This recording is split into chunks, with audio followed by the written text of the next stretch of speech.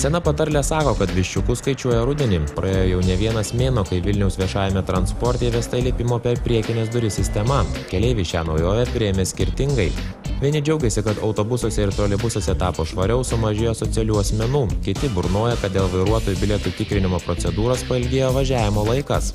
Ruduo dar neįsibėgėjo, todėl specialistai teigia, kad jiems kol kas sunku apibendrinti transporto vėlavimo paklaidas.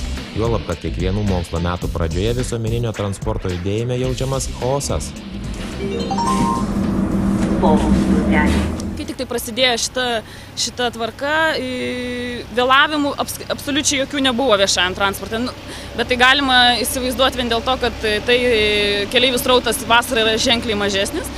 O kadangi jau rugsėjai grįžta moksleiviai, studentai, visi po atostogų į darbus ir panašiai, tai šiaip dabar šį mėnesį rugsėjai viešasis transportas vėlavo apie 5-10 minučių, kai kur ten 12 minučių, bet tai negalim teikti, kad tai buvo dėl įlipimo tvarkos, nes kiekvienais metais rugsėjai mes šiek tiek vėluojam ir paskui atlikdami keleivių srautų tyrimus, reguliarumo tyrimus, mes spalio, lapkričio mėnesį darom naujus tvarkaraščius, atsižvelgiant į tos vėlavimus ir tada jau pritaikom juos pagal esamą situaciją transporto srautų.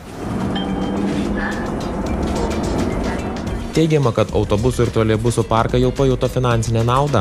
Parduodama daugiau bilietų, visuomeninėme transporte sumažėjo zuikių.